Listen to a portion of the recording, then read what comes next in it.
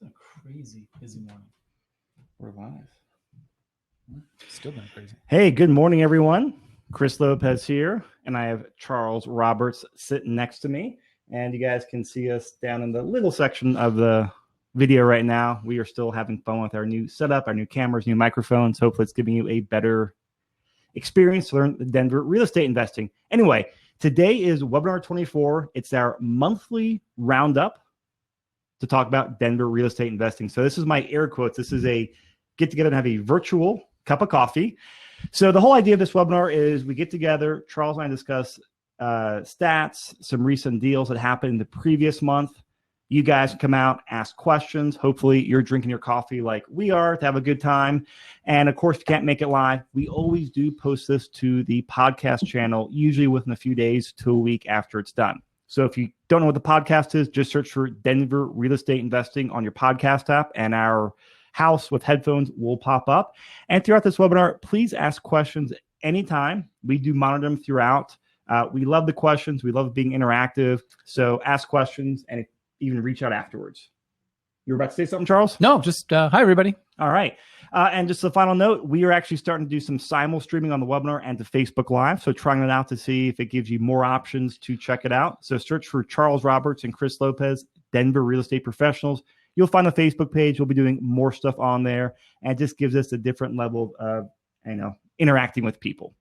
So to get started, the very first thing I'm going to talk about is the numbers for the previous month here.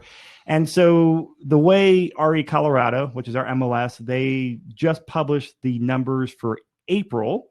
So we'll be talking about deals happening in May, but these are April, which is the latest stats.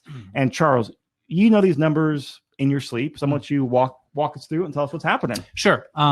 So let's look at April 2018. 2017. So we're comparing this April to last April, and that's how you read this. So let's start with active listings. What we see is we have 4.6% more active listings. Great. Got some listings on the market, a little bit more under contract listings, some more new listings. Can you read those numbers off? Because those are sometimes hard to read in the webinar. Just Absolutely. to ballpark them. So for active listings, we're up 4.6% over last year. Under contract listings, we're up 1.7%. New listings up 4.8%. And how many total is that like? So the active listings are 5,600. Right. And the under contracts is 6,600 and the new listings is 6,900. So it's important to understand what this means, or what this data is saying, is that this April versus last April, we do have some more product on the market.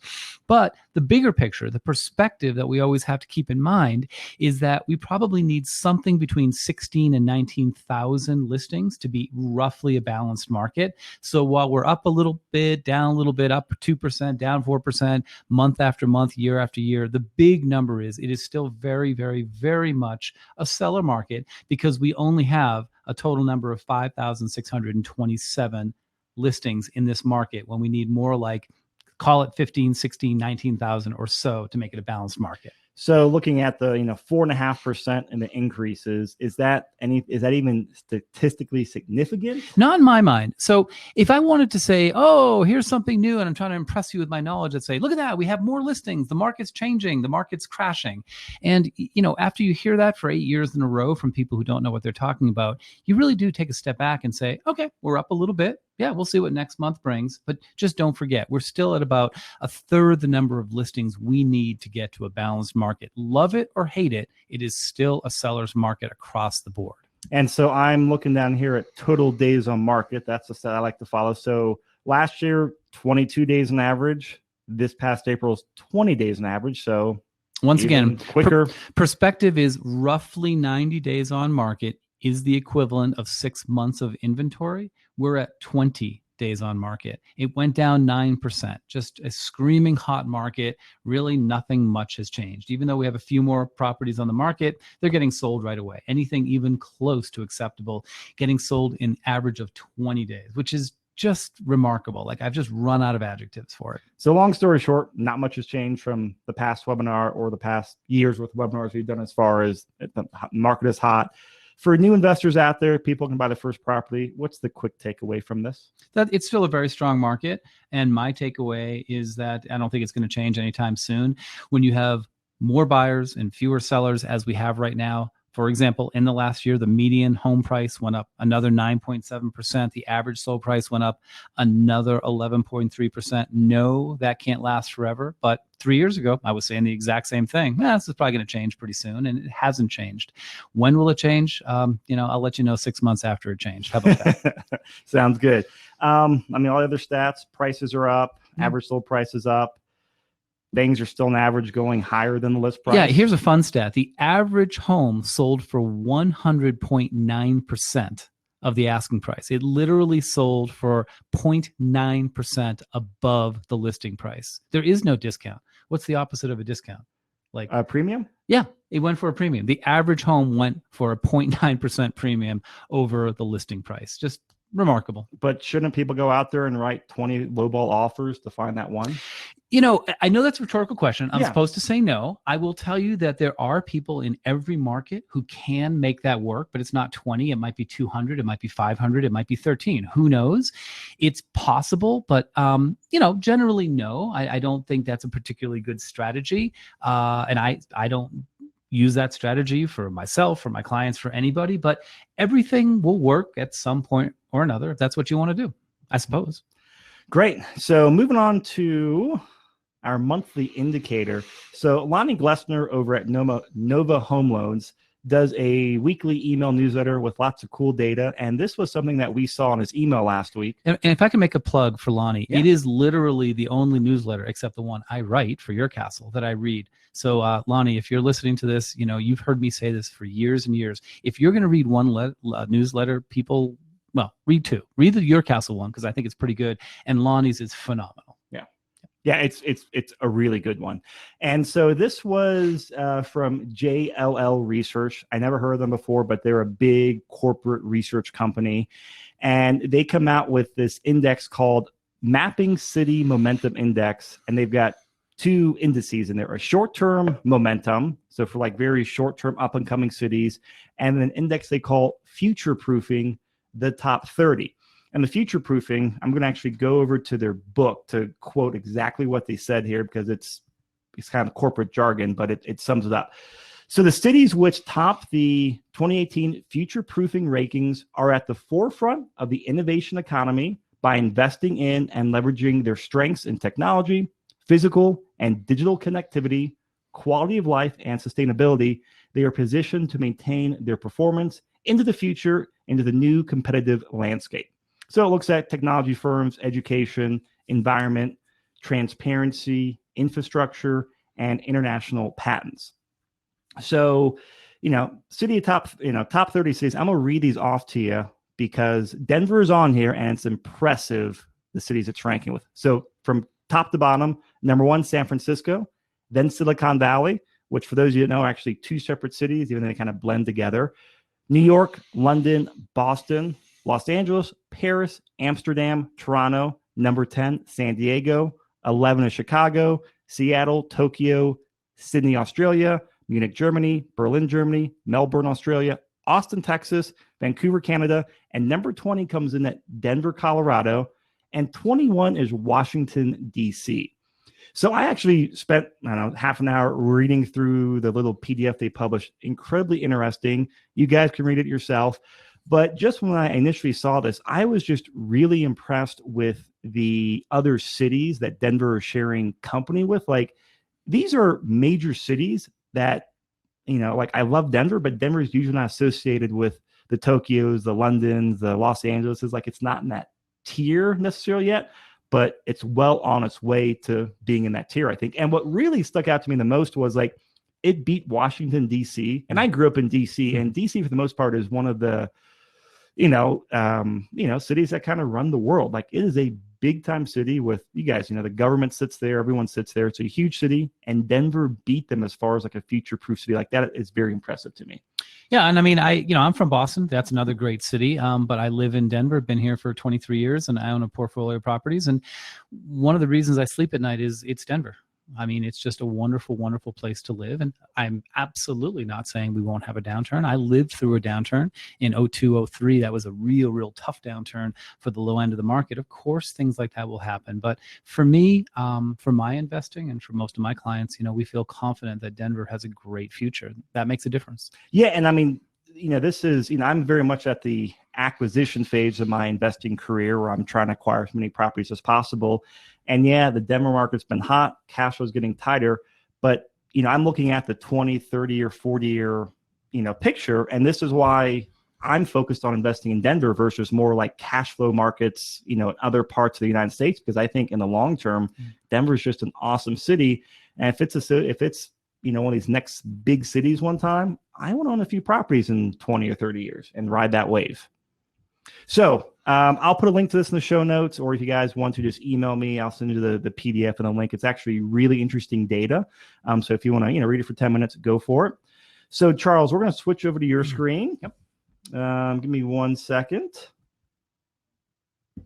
All right, now what we're doing, so go and pull up the first property here, and bear with us for a second, everyone. We are still getting all of our things worked out for this technology. Does that work? Yeah, shrink that the Chrome tab just so we don't get that like double mirror. Yeah.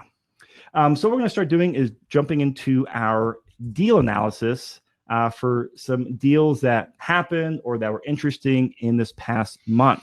So while we're talking about this, jump in here, ask questions. We'll be monitoring them.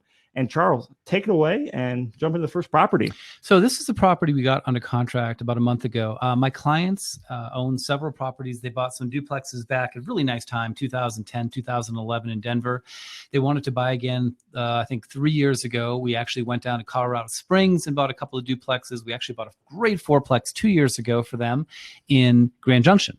And so a few months ago, they said, okay, we're ready for another one. So once again, they just felt like, they were a little priced out of Denver and they're comfortable managing in the Springs and Grand Junction. So we went and we got this property under contract, and a couple of interesting stories. First of all, we looked at this. This is a nice 3-bedroom, 2-bath townhouse, in a gated community of Colorado Springs. Like, this thing was nice. And of all things, it was a bank-owned property. Very surprised, but it was really, it was a bank-owned property. Like, you don't see those too often. I don't think I've done a bank-owned in maybe 5 years. I don't think I've done a bank-owned or short sale. I have to go back, but I'm guessing something like 5 years. No, I don't know the Colorado Springs market that well. Is that really common down there? No, it's not. No, Colorado Springs is storming. It's like none of it made sense. And on top of that, the agent was just wonderful. I was warning my clients, like, okay, we're going to deal with an REO agent and they're terrible. And let me tell you, I literally told her that I would let people know how wonderful she was. Her name was Tina, just phenomenal. So anyway, we got this under contract. They were asking 148, 470. We came in at 152 and we got the property. Now, here's a fun story about this. So a buyer's name's a couple, Jeff and Heather. And while Jeff and I were literally walking this property maybe 5 weeks ago, we closed a couple days ago, Heather was actually going to Kansas City and, what was the other place? Like a city like Kansas City, and was doing some property tours because they were thinking about buying out of town. And what they found was they were still able to get slightly better cap rates and monthly returns, but simply not good enough. So while we're walking through this property, we have Heather on speakerphone as she's walking through her property in Kansas City. We're doing the numbers, and I'll show you what the cap rate was on this property. Her cap rate in Kansas City was a decent property at about 2 points higher. But she just felt, she's comfortable with the Denver market. So they made the logical decision for them. So people ask us all the time, should we buy out of town? Can we get better cash flow? And the answer is yes, you can sometimes. The question is, do you want to? And sometimes you should, sometimes you shouldn't, sometimes you want to, sometimes you don't. But this was a perfect case study of they were going to get about a 2-point cap rate higher in Kansas City. They chose this property. And let me ask you a few questions. So was it a similar property, similar neighborhood in Kansas City? Do you know? Yeah, yes, she said it was a decent neighborhood. Yeah, so as well as we could tell, we seemed to be dealing with close to similar type of stuff. It wasn't the low end there. It wasn't the low end here. It was actually this beautiful sort of like an A/B case study that you never get to have. And they might have chosen Kansas City and said, you know what, we want the 10 plus cap. That wouldn't have been illogical for them. They wanted something that they trusted a little more, which was the local market, and that's why we bought this property, and it was great for them. And so I'm typing my notes here. So it's listed for about 145. You Yeah, said? 148, 470. We came in at 152. Now, can I ask what was like? So this is a bank-owned property. Yep. I mean, is the 140? Is that like market value down there? Are comps similar to that? Do you know, or is No, that market like, value was 152. That's what we Okay. paid for. Like by definition, Yeah. we paid 152. That is the definition of market value. Okay, so it was listed way below what others would be selling for. They weren't doing any. $3,530. I mean, like Okay. that is literally how I do the math. Is we just bought it on Friday for 152. That was market value on Friday. And any idea how many of their offers were in They there? had several. She definitely told Okay. me they had several. I don't know how many. It wasn't 50, but it was several. Okay. Yep. Cool. All right. Okay. Walk us through. So, simple. I mean, like I said, a B+ neighborhood, gated community, 1,342 square feet, built in 2005, a 3-bedroom, 2-bath, 2-car garage. Had a freaking 2-car garage. I mean, this place was nice. Like any normal person would live there. We felt really good about it. Ask me questions if you want, but this is the information. It was just kind of a normal place. HOA like? So the HOA, let's see, I'm trying to remember. Was it 220? I think, or I might be confusing that with another one. Give me a second. So I don't know the Springs MLS as well, so I have to find it, but I'm going to find it. Well, I guess that'd be in the. It's in the spreadsheet too. Talk about the spreadsheet. All right, too. I'll do that in a second. Yeah, but kind of just normal HOA. Yeah, normal Nothing HOA. Crazy, Yeah, it wasn't super cheap. and we looked into it, and the HOA was in good health. Yeah, it was definitely solid. And by the way, it was Martina Childers. Like, I'm happy to publish her name. Martina, I hope you're listening to this. I mean, she was awesome. She was like on weekends at 6:00. She would answer my emails and get back. It really made me think very differently. I've closed hundreds of bank-owned properties during the downturn. And anyway, it was a pleasure to work with her. Okay, so that's this. Any other questions on this? And by the way, if you have any questions on anything, feel free to type in. We always love answering questions. Want to make sure this is a good use of your time. No, let's jump in the spreadsheet while we're getting any questions in here, because I want to see the numbers. So as always, of course, we do a quick spreadsheet, and let me show you the numbers. So we start up here. This was Can you zoom in a little bit just to make it easier? Yep. So the address, purchase price was $152. Really no repair cost. Maybe like they'll clean the carpets or something. So a couple bucks. Yeah, maybe a couple of bucks. I put nothing. Heather tends to actually do a little more repairs and cleaning than I would. But hey, that's fine. She's been very successful at this. No problem with that. We guessed that the rent is $1,400. We think it's $1,400 to $1,450 is what we thought was market rent for a 3-bedroom, 2-bath, 2-car garage in a gated community. We felt really confident with that. Okay. I put in $1,400 because we felt that was like even more confident with $1,400. Just very conservative, we feel. Now they haven't rented it out yet. They literally closed on Friday. Oh, okay. Yeah, they closed. So today is Tuesday. So that was 5 days ago. And interestingly, I was suggesting to them they put something on Craigslist and stuff. And they're like, no, we're good. We're just going to close and then actually go and do a little cleaning and stuff. They're in no huge rush. Yeah. Okay. But yeah, we closed 5 days ago. Okay, so here's the numbers. Real estate taxes, $365 a year, really low, really nice. Wow. In property insurance, $300. Property management. Well, I don't know why. Oh, I think I have property management $2,640. I think I just made a mistake. I put it in the wrong place because I knew that. Yeah, HOA. Because they manage their own properties. Even in Grand Junction in Colorado Springs, they manage their own properties, which is and they're Denver based, right? They're Denver based. Okay. Yeah, they're actually in like Evergreen or something. Like they're basically Denver based, but they just have people, handymen and stuff who can take care of it for them. So a little lesson learned is that you can actually do it yourself, and they're quite hands-on and take care of it. And then everything else was paid by the HOA. I put in $700 for repairs and maintenance. That's always the question: is what do you want to put away for reserves? That's maybe a slightly lower number, but this is a 2005 inspected, great. We expect to have a pretty good class of tenants. So we felt fairly confident with 700, and whatever 2640 minus 12 is, that was the HOA. And I'm thinking like 220 is what I remember in my head. That sounds about right. That makes sense. Okay. So those are the numbers. And again, I'm going through it fast, but a lot of you have been through our analyses before. So if you have any questions, just slow me down. So then we come over and just click on the cash flow tab, and shoot, why is it not working? Yeah, what is that? Well, this is sort of It's embarrassing. because you copied and pasted the property management, and I think that broke. Oh, wow. Get out of here. Yeah, I think you broke the spreadsheet. I didn't know. You better go yell at Joe. Get your money bitch. back Are on you this free kidding? spreadsheet, man. Okay. Nothing like a live thing when Don't choke. I've never had this happen before. I feel terrible. Let me talk about something else. Let me just do a quick analysis on another we'll just one. wait here and watch you just so you. Brutal. Okay, great. Obviously, Charles and I have a little fun. So yeah. So anyway, so what happened there? It looks like Charles just Give you 30 know, seconds. Well, maybe this is a good lesson to see how quickly you can actually do this, because I am literally going to. Why is this not working? Okay, I'm going to make this a 1 unit. We paid $152 for it. Acquisition costs, I think we put $2,000. That's what we normally do, is it was $2,000. And then I'm coming down here. Why can't I see it? Where is it?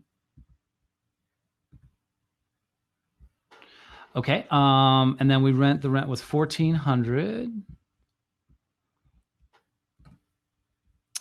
And we take these out. And then what did I say? The taxes were like something. Like $370, I think. $370. And about $300 for property. $300 for insurance, repairs and maintenance. $700. And it was $2,640 HOA. So no water, sewer. This is the fourplex we're going to do next. And $2,640. $2,640. Okay. HOA $2,640. Okay. And I think that's right. And if I come over here, it was a 7.9 cap. Ooh, yeah, nice. So we really liked this property. It was an 11% cash on cash. Putting, what did I have here for the amount? Putting 25% down. It was an 11% cash on cash and a 7.9 cap and a 5-year after tax IRR of 20.5%. Like, it totally fit the profile of what they were looking for, and we were very happy with it. And we're going to be searching for another one as soon as they get this rented.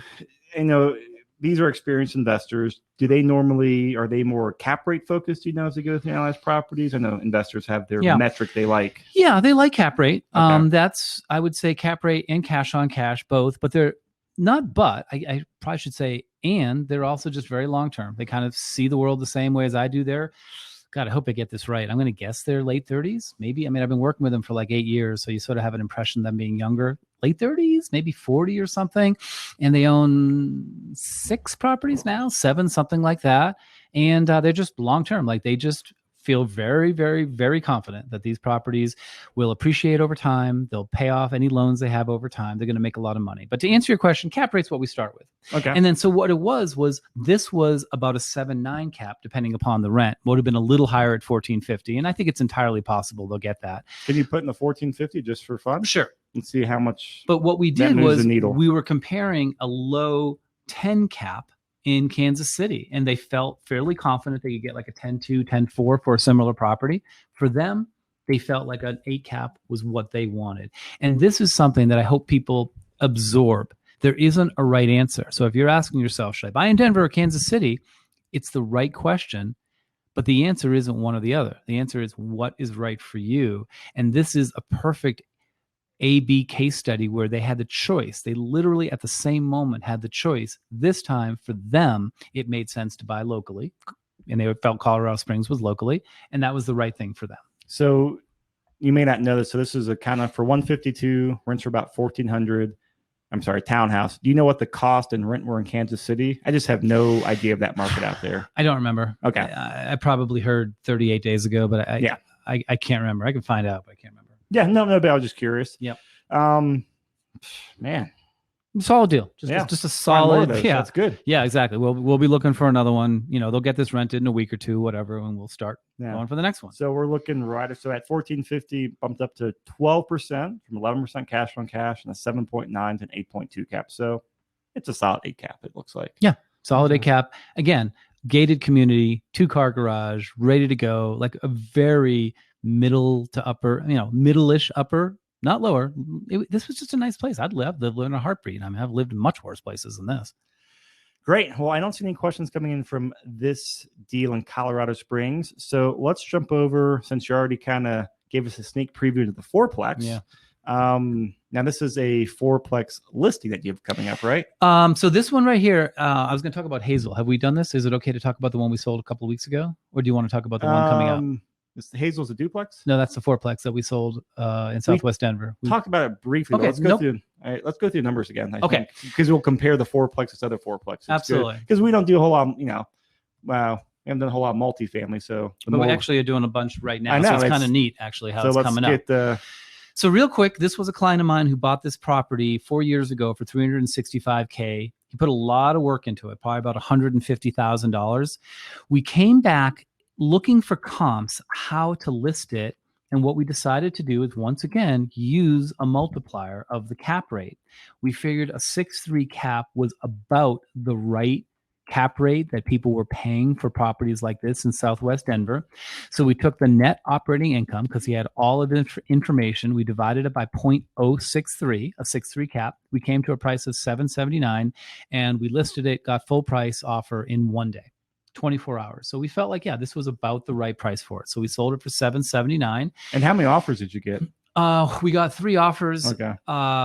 But again, it was 26 hours. Like we went pretty quickly. The buyer's agent was Stuart Crowell, and he's a colleague of mine. And of course, the seller made all the decisions, but Stuart's a great guy.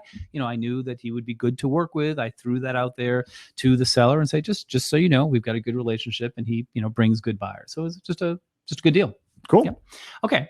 This one was a 4-bedroom, tiny 600 square foot units, 2 bedrooms each, but truly the rents are crazy. They were getting average of $1,231. The new rents are at $1,250, $20 a foot per month is what we're getting in Southwest Denver. And this is, what you might be calling an improving neighborhood, 241 South Hazel Court. So a half a block from Alameda, so if you need to pick up some, say used stereo equipment from the pawn shop, it's just a half a block away. And that's what the prices are going for. He paid $365. Say he put in $150. That's what, $515. Yeah. And he sold it 4 years later for $779. Walked away with a nice couple $100,000. And probably made some nice cash flow. Phenomenal. Between the last I actually sort of suggested he not sell. I'm like, Jake, why do you want to sell it? But he had reasons that he wanted to sell it. His mom was his partner on it. She wanted the cash, and he wanted to move some money into Steamboat, doing some interesting things in Steamboat. So it made sense. Yep. Any questions on that one? No. Okay. Let's go to, I'm not sure the order we have them in. So you tell me what we're doing next, since I guessed wrong. So the next one is, I actually have a listing that is coming up in Lakewood on a fourplex. I don't want to stick the address in just because it's not actually listed yet. So on behalf of the seller, I just want to hold off on it.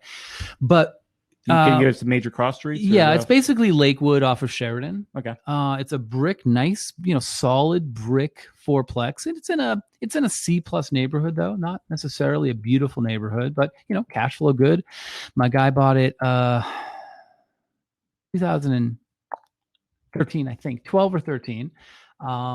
And what we did again is we just basically did a multiplier of the net operating income. We think we're going to come in at about 625. So I haven't listed it yet. So we don't have a final price on it yet. And that was, so back up, because you said you found the multiplier. So did you just look at some comps in Lakewood? Like, describe the process, how you came up with that, because. And by the way, here's the fourplex. So that's a picture of it, just a solid up, down brick fourplexes. All new furnaces, new roof, new water heater. He's done some nice work to it. So what we did is we looked to the extent we could find anything like this that has been sold recently, and so few have been sold because so few investors want to sell their properties in a market like this. We came back with roughly what we thought might be a similar cap, but we actually raised the cap a little bit because we felt the neighborhood wasn't as nice as some of the comps. I think I multiplied it out at more like a 7 cap. I'll show you in a second when I get there, meaning we think the price will be a little bit lower than a 6.3 cap. But once again, we give it our best shot. We'll see what happens. Because the higher the cap rate, the lower the price. Exactly. It's an inverse relationship. So if this was in a nicer neighborhood, we would go with the lower cap, implying a higher price. Vice versa. The neighborhood is very much a rental neighborhood. Take a few bucks off, and we'll see what the cap rate is. I actually forget. But you don't see too many 7 cap multis. Well, you really don't. We think at 625, we actually think it'll go pretty quick based upon this type of thing. So putting 25% down at 625, rents at 1150. We think the market rent are more like 12 or 1250. However, he has them rented at 1,000. He's very under rented. And he just is. He's an out-of-state landlord, and he just rented them too cheap. So we kind of struck the middle ground, trying to be very conservative. But I mean, my 2-bedroom in You didn't even Lakewood. stick in the maximum market rent to get the best pro forma? No, we really didn't. I mean, this is sort of an internal document, but Yeah. I would share this with anybody. We think we're quite conservative with the 625. You know, the 2-bedroom I bought a few months ago in Lakewood, and I'm getting 1373, which I still can't believe. Yeah, I'm getting 1373 Section 8, and it's a 2-bedroom. So it's entire, and this is Lakewood. So it's entirely possible it might be 13 plus, but we're being what we think are very, very conservative, and the market will tell us. And what are do you know what the leases are? One of them was just leased at 1,000, and that was a problem, and that's a mistake. He just didn't know what the market was on a year lease. Yeah, so I don't know what the 4 are, but one of them is relatively new, okay, and the others are somewhere in the middle of their leases. So coming in, looking at the numbers. The taxes are $2,541. Insurance is $2,100. Repairs and maintenance, that's the actual average for the last couple of years, which is really quite high. Once again, I think we're being conservative because it was, what, 2,800 or 2,760? 2,760. It is a fourplex, but he's done a lot of the work. So we just wanted to come in starting conservative. We'll see where the market takes us. So I want to do. So that was, you said he's running at about $1,000. Yeah, currently 1,000. Yeah. So 1,000 times 4, and then did you really just do that? Hey, I was talking and using equals $4,000. Yeah. Gosh. All right. What's wrong with the spreadsheet again over there? Yeah. So I'm kind of curious as to what percentage that is. So 2,760 of that times, well, I wasn't doing times 48,000 divided by 48,000. Yeah. So 2,760. Yeah, divided by 48. Make me talk and calculate at the same time. That was 4,800. So I guess 5.75. That should work out there, right? Yeah. So 2,760. Sorry, guys. So what I did here is I took the. You want to do it the other way. 2,760 divided by 48,000. Yeah. 5.7. Yeah. So about 6%. 6%. So we usually estimate about 5%. So that's not that far off. Oh, I guess you're right. Yeah. Come to think of it. And especially since these are under rented, it would actually get close to 5%. Yeah, it would actually be close. If Isn't you're that actually funny? in Yeah. market, I wasn't doing the math in my head right. You're right. This is about 5%. Okay. Yeah. That's great. Water and sewer, $1,092. Trash, $1,003. Landscaping, you pay someone to there's 3 pieces of grass or something, and he pays not a lot of grass. $400 for landscaping. So we come over here. And then what I did, I guess I put in a 6.8. So this is me saying, what would it take to get to a 6.8 cap based upon all the elements, including the big number, the $1,150 for rents. So at $1,150 for rents with the current expenses, this comes out at a 6.8. If I bump it to $1,200, which I think is, I honestly think is closer to market rents. And again, I'm getting $1,373 from Section 8. So I don't want to go that far, but it's even possible. But let me just go to $1,200 for each of the rents. This would be a 7.2 cap at 625, which is why I feel confident that we are, I think we're going to get multiple offers. I actually already have a standing offer from someone, to be honest. Just for fun, put 1375 in there, just for the. I'll put 1373, which is what I'm getting for my. That's the exact amount you're getting. Okay. I'm getting 2-bedroom, 812 square feet in the Green Gables complex, and this is a C+ complex. I mean, it's actually been a great place. I've had no problem with it, but you drive through it. I think I'm maybe being generous. C+. Let's go with C+. Yeah. And I'm getting 1373 Section 8. Wonderful tenant. Oh, it's been great. So if that was the case, this would be an 8.3 cap if you did get that. Okay. So I'm thinking 7, low 7s at 625, which is why. And again, it has new roof, new furnaces, new hot. So really, there's not a whole lot of physical work that's to be done. It's more just coming in and playing the game of raising the rents to maximize market value. Is the value add play, I think right? rents should be raised. And again, this is a picture of it. Solid. I mean, you can huff, typical... you can puff, and this is not going anywhere. And when was it built? Just roughly 61, as a matter of fact. Yeah, 61. Yep. Okay. Yep. So that's one that I got, coming down the pike. And do you have a rough estimate? I know when it'll be listed, or soon. Is that soon? Yeah, let's go with soon. Soon. Okay. Yeah. Yeah. So those are 3 deals we have been working on or are working on currently. I also have a duplex. Actually, I was just at early this morning that we are going to be listing in Aurora, and a really nice duplex, and that I'm hoping to get on probably within a week or so. just in a beautiful neighborhood. Really, like it's east of 225. And I was talking to my client at 7:05 this morning, just pacing up and down the street, going, I have never been on this street. This is really nice. It's a street of all duplexes. Now, I mean, I know it's a coincidence, but all of a sudden you're getting all these like multifamily listings. Like what? Yeah, it's coincidence. What? Why? Yeah, I could Nothing? pretend that I know something, and I don't know anything. It's not showing a market turning in the multifamily world from your 3 listings on the multi world. No, if you guys can't sense my sarcasm. Yeah, okay, yeah, I infer nothing from it. It's just, I've done lots and lots, and I've done hundreds and hundreds of deals, and the last couple of people who have contacted me have said, hey, let's just kind of sell some. So no, I don't read anything into this. Yeah, I really don't.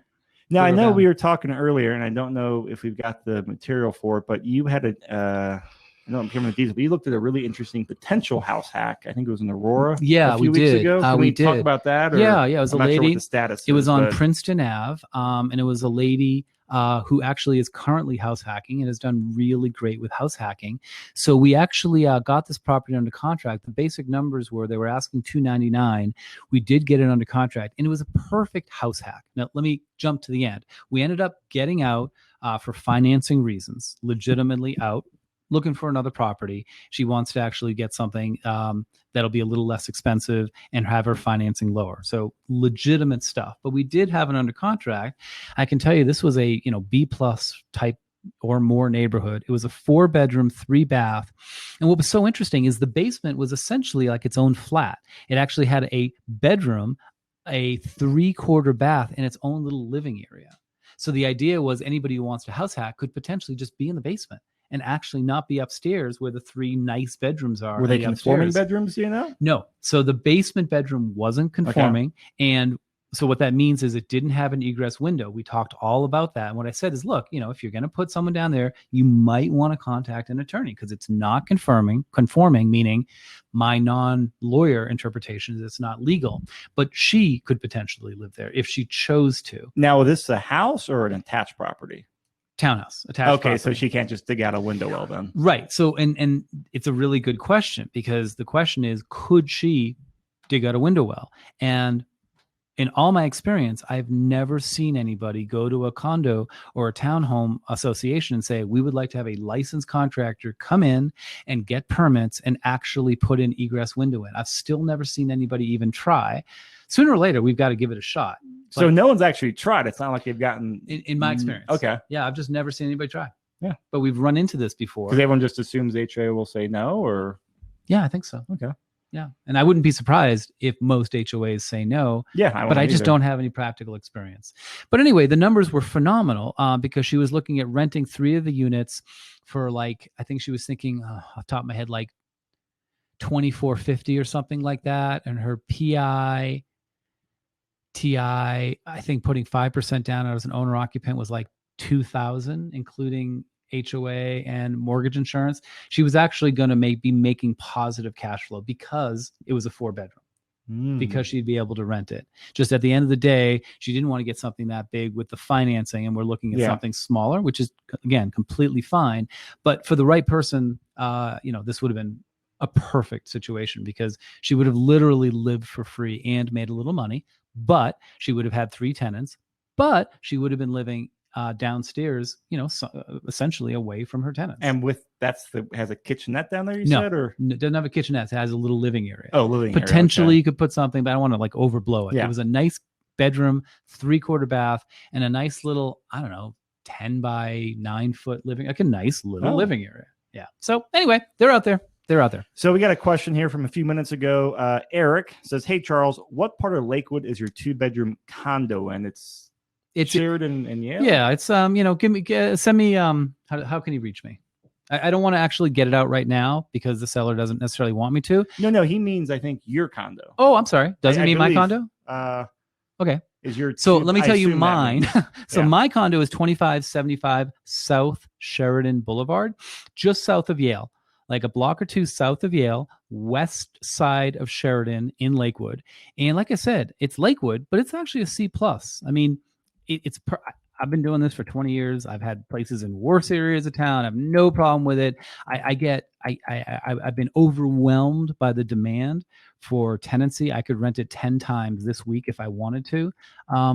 I bought it cheap from a colleague who just wanted to sell it, and I couldn't say no. And actually, Chris sort of counseled me into buying it back in January. I'm like, I didn't really want another property, but the numbers were so good, just fell in my lap. I bought it, and I'll put my kids through college in this one property.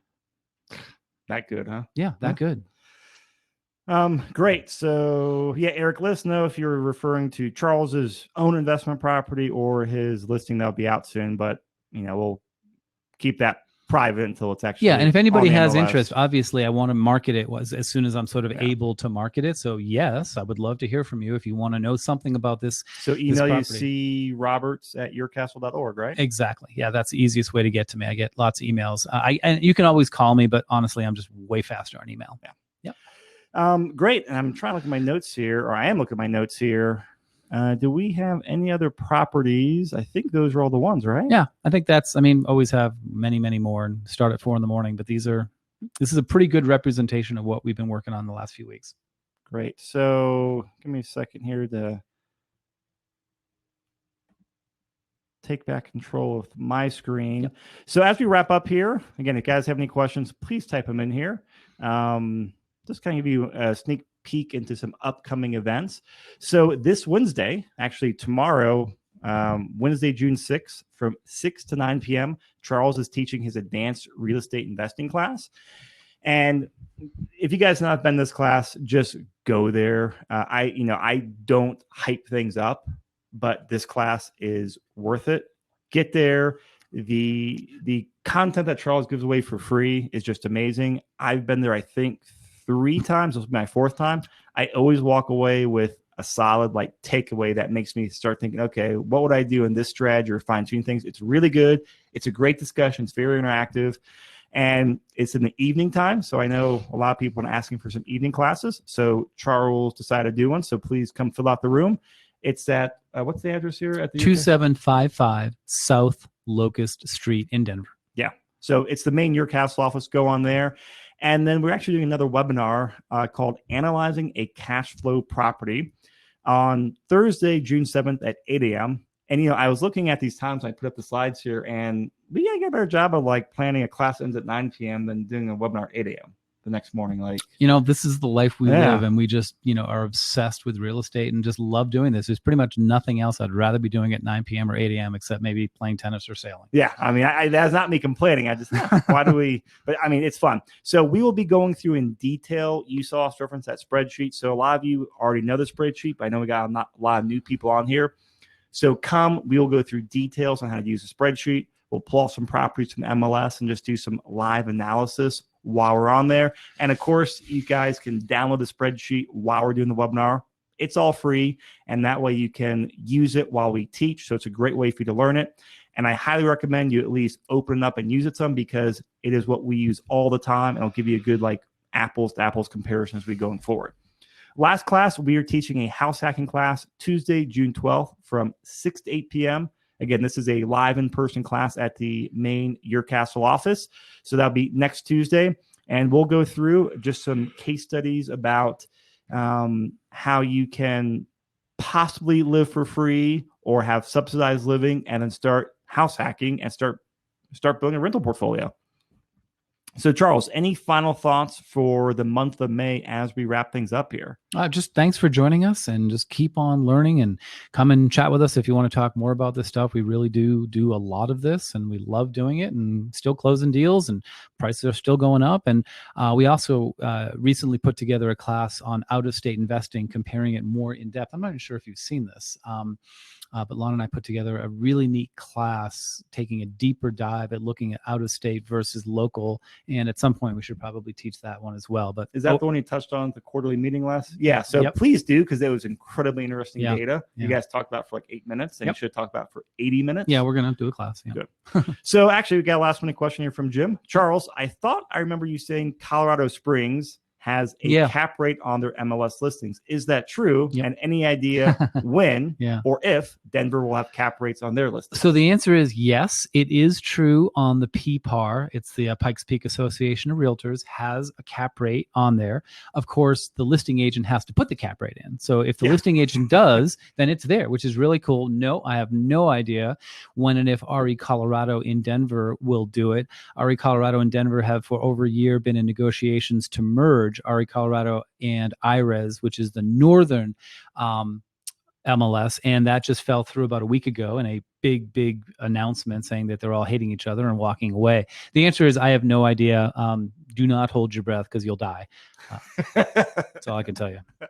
Great. All right. Well, everyone, thank you for coming out. Herb, appreciate the comment. Thank you for spending your morning with us. Charles, again, thank you for spending your time. Thank you. Literally before, we're getting the webinar prepped up here, and Charles's phone goes off 4 times from people, and it's 5 minutes before that time. We have 5 minutes. I look at him. Can I do one more? Then 3 minutes. More than 2 minutes, and then 30 seconds. So you're a busy man, so thank you. I appreciate it. Yeah, it's fun stuff. Thanks so much. All right, everyone. Thank you for coming out. And as usual, we'll be doing this next month. Be on the lookout for more webinars and podcasts. Have a good day, everyone.